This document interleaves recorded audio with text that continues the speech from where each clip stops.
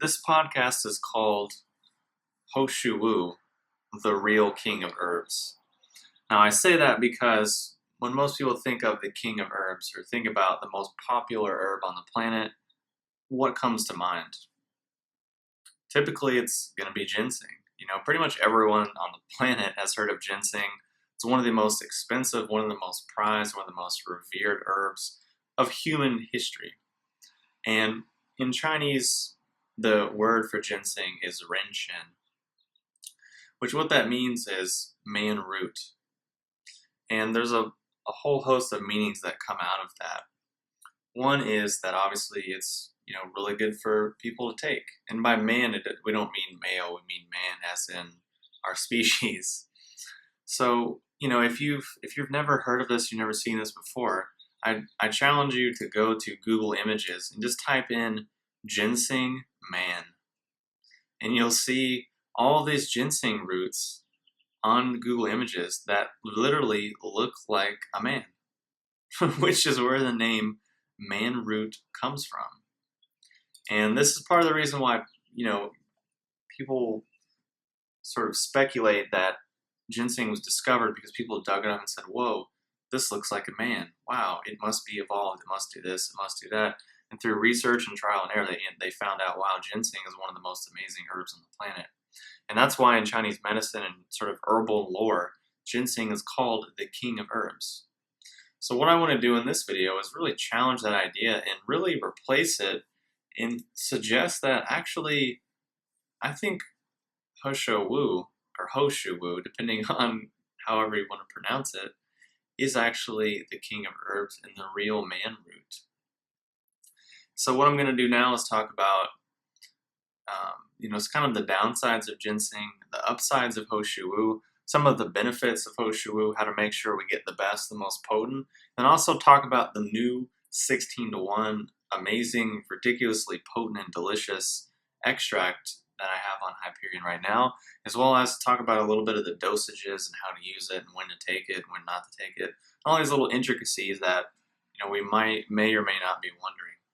So hopefully by now you've gone to Google Images and you've typed in how ginseng man. You've typed that in.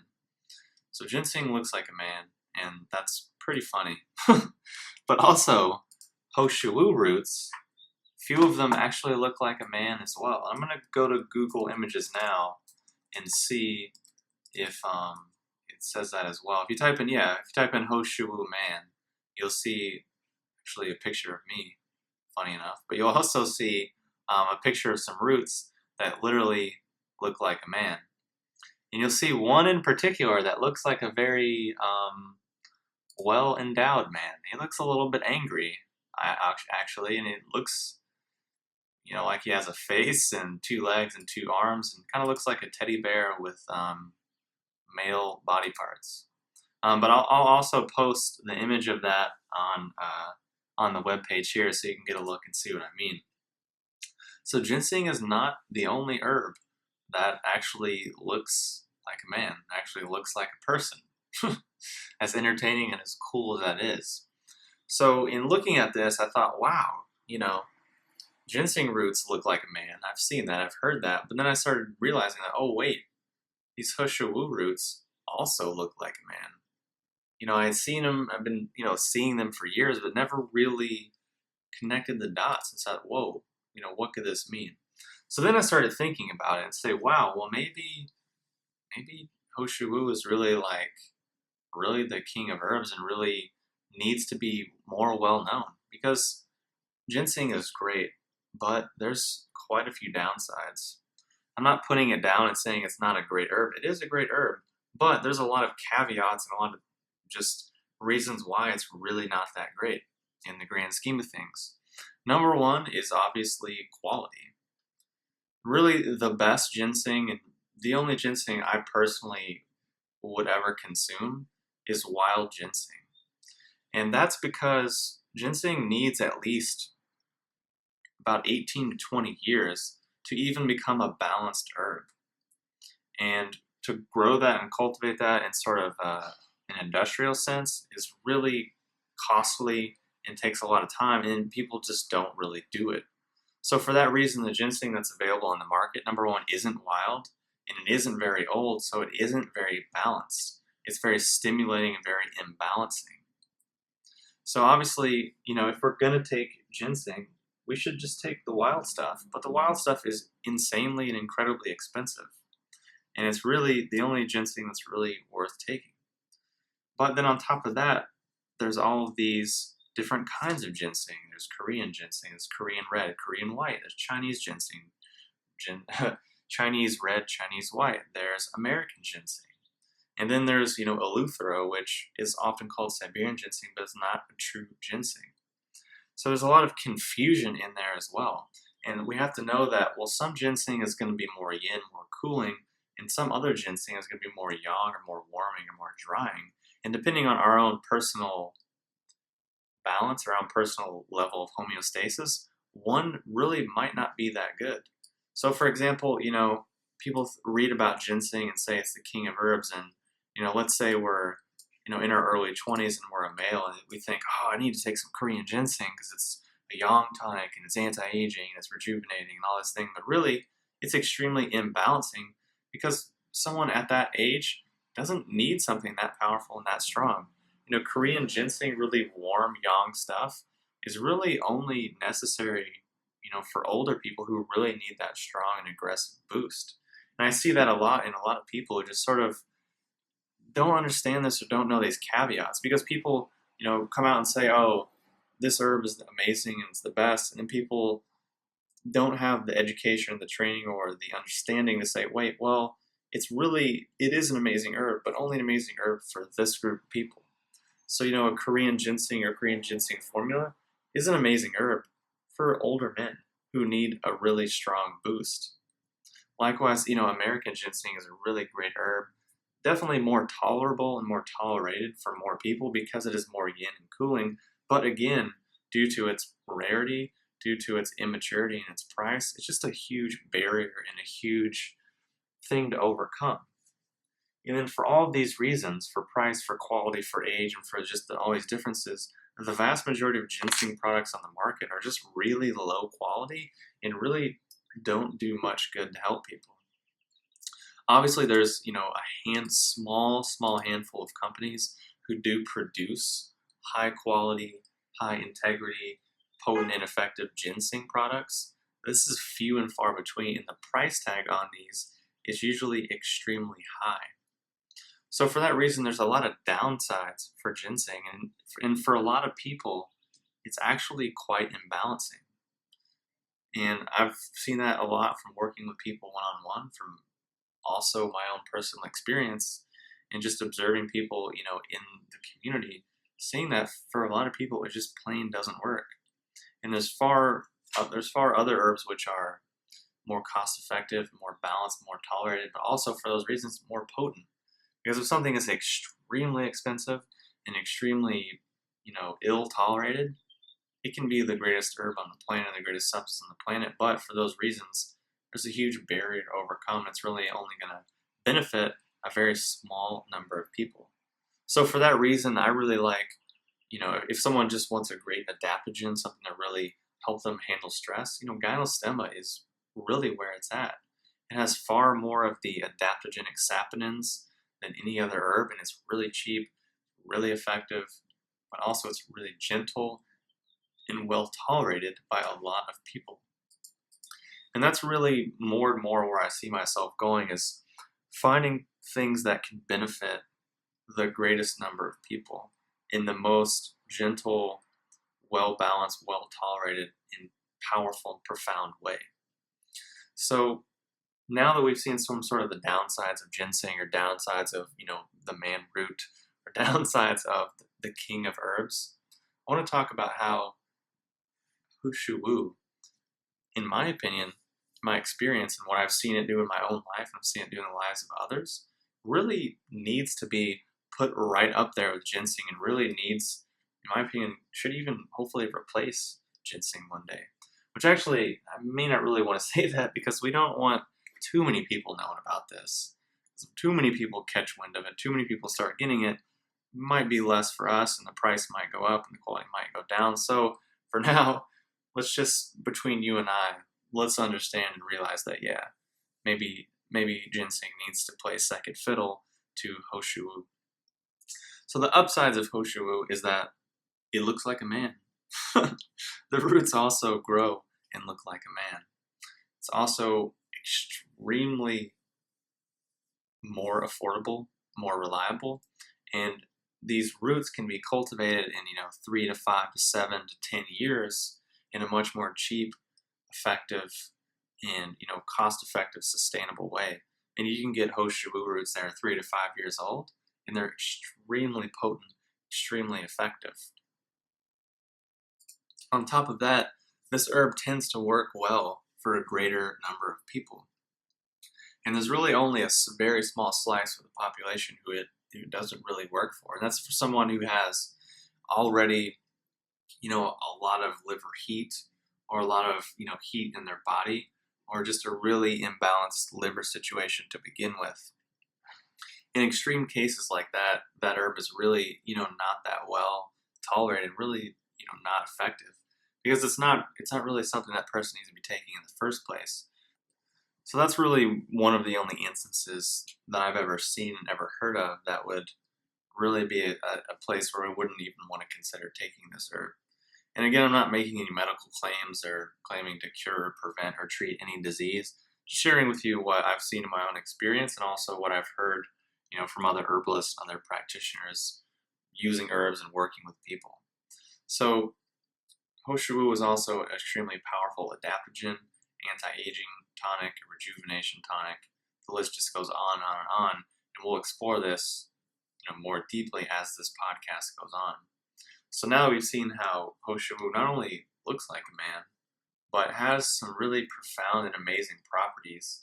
And in my opinion, for these reasons, it really should be ranking up there, if not outranking ginseng, because the cost is a lot better. It's a lot easier to get higher quality products, and it benefits a far greater range of people. And it looks like a man, which is pretty cool. And you should definitely check out the picture on this page, because it's pretty hilarious. So some of the benefits that this herb can do, and some of the things that it can confer to us. Now, in the classification, Shou is considered a yin jing and a blood tonic. So which means it's more yin, it's more building up the battery, or building up the deep stores or deep reserves of energy in the body. Because this yin energy is the energy that fuels us, and the energy that is really the battery pack, or we can understand it as the deep savings account of energy, which we always want to be depositing into, and we really want to pull from as rarely and as little as possible. And if you want to use an image, you can understand this yin jing as kind of like the wax in the wick of a candle. So in this understanding, there's three treasures. There's jing, qi, and shen. There's the jing, which is literally the dense physical substance that determines the quality and quantity of the lifespan of that candle. The more and the stronger wax you have, the longer it's going to burn. A better wick you have, the thicker wick you're going to have, the better flame you're going to have. The more qi you're going to be able to generate, the more light you're going to be able to put off. So for that reason, the corollary things with the yin jing would be the bones and the bone marrow, the joints, especially the lower back and the knees, because that's where the kidneys are, and that's where the kidney meridian is running. So we could even say, take it from the bottom of the foot, the ankle, the knees, all the way up to the low back, because that's where that kidney meridian is starting and where it's running up. And Shou is a profound kidney tonic, because when we're talking about yin jing, we're talking about the kidneys.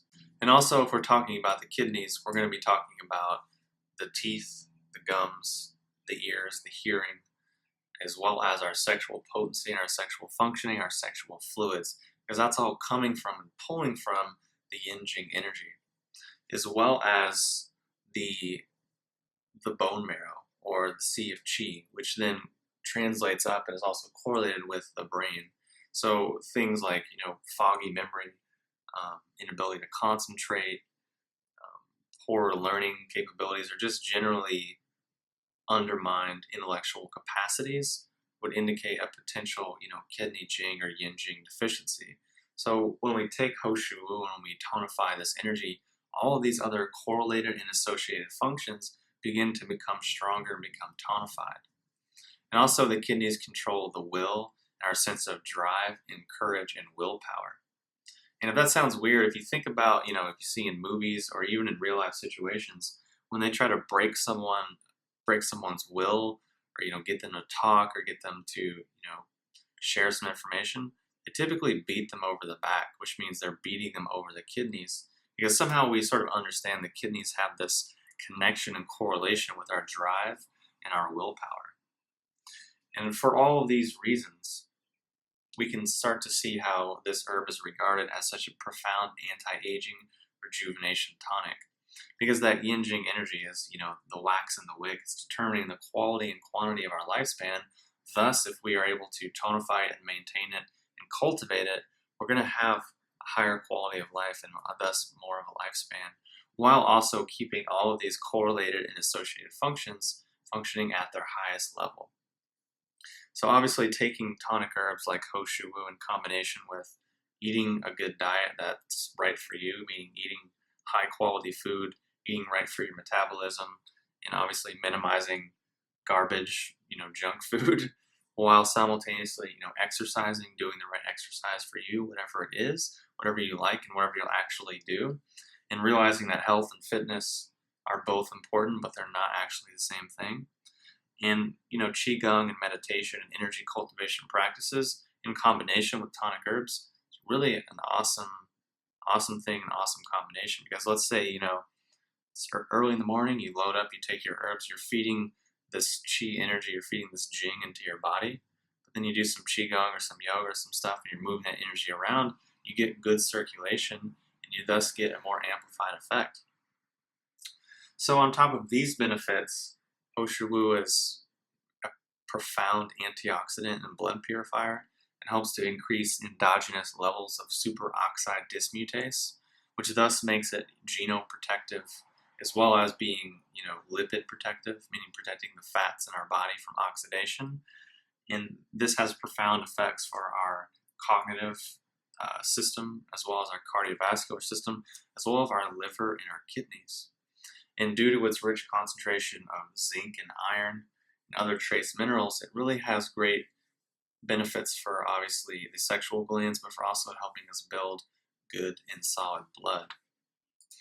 Another cool thing that this herb has is a rich concentration of still beans, which if you're not sure what that is, or you haven't heard that before, the most famous still bean is obviously resveratrol, which is, found in red wine, found in grapes, and has been studied pretty extensively for its anti-aging, rejuvenation, longevity effects.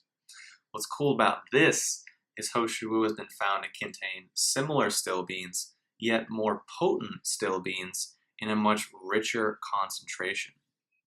And if you want to learn more about that, definitely check out the resveratrol and Shou article that's just been posted on the Hyperion Herbs blog. And I think you'll really dig that. Some really good information and pretty amazing stuff in there.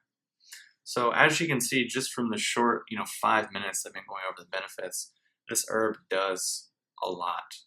And it's really well tolerated. It's not stimulating. It doesn't, raise you up and then drop you down or make you crash or make you jittery or any of those things. It gives you energy in a relaxed, calm, rooted, and grounded way, which is really where true, sustainable, real energy is to be found.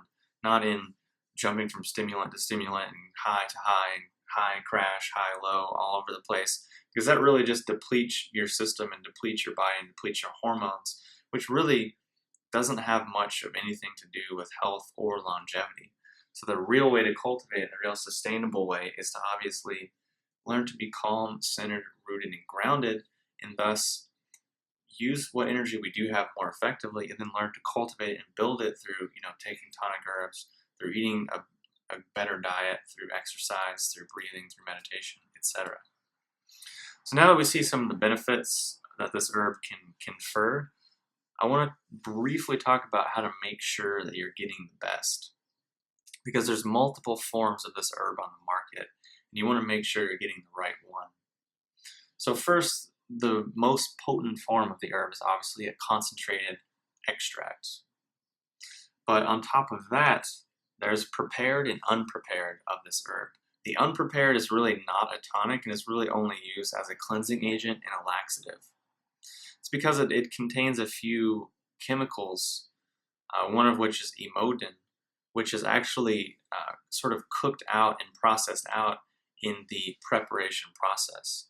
So basically, that's the unprepared form. The prepared form is what you want because A, it's been cooked to have all of the laxative and sort of irritating components cooked out, but it's been cooked in a either black beans of some kind or black rice or some sort of black rice, black bean, black wine mixture for a period of 4 to 8 to 12 or more hours, which then enhances the tonification properties of the herb while also cooking out the toxic properties.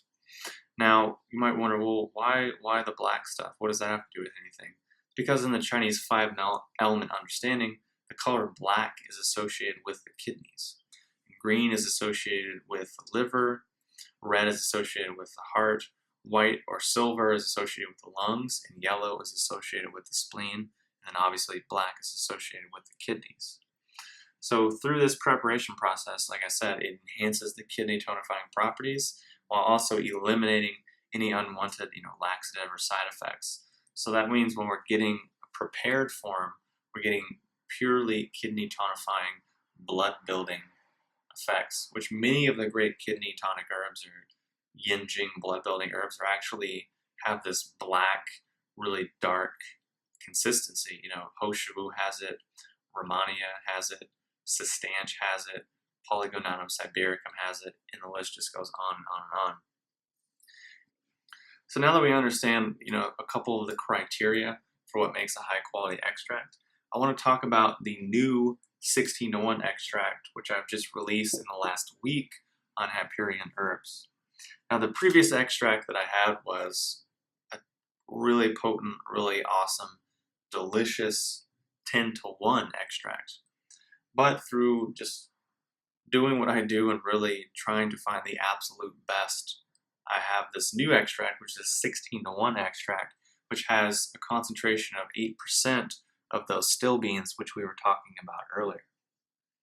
So what makes this herb so profound and so potent is that obviously number one, it's a 16:1, but number two, it's been extracted in this proprietary manner where it's a hot water extract, but it contains all of the oils and resins found in an ethanol or a solvent extract. So it's basically like a dual extract, but because of the proprietary way that it's done with hot water, it's able to pull out all of the active constituents of the Shou. So not only is it extremely strong and potent at a 16:1, but it's also this amazing new and unique hot water extraction process that really pulls out both all of the water-soluble constituents as well as the oil or fat-soluble constituents. And if you haven't seen this stuff, you haven't gotten it yet, I highly, highly recommend it because the taste, the flavor, the smell, the aroma, and obviously the effects are amazing. And it's really my favorite herb. Really it just rekindled my flame and rekindled my, love affair with this herb and for what it can do. And it's really why I'm making this podcast right now and why I probably connected the dots between seeing all of those pictures of Shou roots and seeing that, wow, wait, these all look like men too. I wonder if there's, something magical going on here. So now one question that people often ask is, well, okay, how much should I take, or when should I take it, or when can I not take it? So what I want to do now is just, answer those questions and give some good dosages and, times to take it, how to take it, etc. So a good dose on this extract is, half teaspoon to 1 teaspoon once or twice a day. And really how often and how much you take, it just is going to come down to your goals, your metabolism, your lifestyle, and obviously your budget. Because obviously the more you take, faster the bag's going to run out. For me, I usually do, a teaspoon once or twice a day. Or if I know I'm going to be, working out harder or doing more things or staying up late, or I want to really sleep great that night, I might do another dose. So that's just usually where I keep it. If you want to go higher than that, you definitely can, but I really wouldn't go past 3 teaspoons a day, because after that, I don't think it's really that much more effective. And then how to take it. This is again a concentrated hot water extract, so it's ready to consume right out of the bag. So really, a lot of the time, what I'll do is just put it straight in my mouth, take a half teaspoon right in my mouth with a little bit of water, and just chew it up and eat it. That's what I do. Now, obviously, not everyone likes the taste of Shou, or not everyone is really so gung-ho about the taste of herbs as I am, or, not everyone just wants their teeth to have that nice Shou color to them, which is totally understandable, but I'm just pointing that out because it's ready to consume as is. Another way you could consume it is just do, you could do a shot. You could do 2 ounces of hot water, put it in there, stir it up, boom, take it. If you want to do a whole cup of tea, just do 8 ounces of hot water, put the extract in there, stir it up, mix it, drink that down. You could use gynostem as your base. Or, what I do most days is just make some sort of elixir, with gynostemma tea and herbs and whey protein, a little bit of sweetener, a little bit of coconut oil, and I'll have that, as kind of a morning meal or a morning breakfast or sort of a pre-workout thing. Now, because this herb is yin, you can take it pretty much any time, day or night. You can take it in the morning, and it's just mildly, gently relaxing, and it's not going to, sedate you and put you to sleep to where you can't function throughout the rest of your day. No, it's going to probably chill you out and relax you, sort of take the edge off, but then also give you a deep energy, a deep reserve through the rest of the day. Because remember, we really want energy. It's not about being super stimulated or super jacked up. No, it's about being calm and balanced and grounded and centered, because from there we're more accessible to a wider range of choices and a wider degree and a wider spectrum and gradient of adaptability. But also, because it's yin, you can take it at night to help sort of calm down and really help out with getting better, deeper, more restful sleep. And again, the dosage on that would be half to 1 teaspoon. So hopefully that answers all of those questions. So far, we've learned, dosages, times, how much to take, when to take it. We've learned about the new, ridiculously amazing and delicious Hyperion Herb 16-to-1 extract. Some criteria to make sure you're getting the best and the right product. Many of the benefits of Shou, not all of them, because we could be here all day talking about the great things that it can do. And then we started off by learning about how, ginseng is the most famous herb on the planet. It's called the king of herbs, and it's called man root because, it looks like a man. But really, in my opinion, and, a lot of people I've worked with agree, Shou should be right up there, if not over the top of it, because it also looks like a man, which is cool. And again, check out the pictures and you'll see what I mean. So hopefully this podcast has been not too challenging. Hopefully no ginseng fanatics are going to be upset. Hope it's been entertaining and helpful. If you have any questions or comments, definitely just send me an email. Let me know if there's anything I can help with.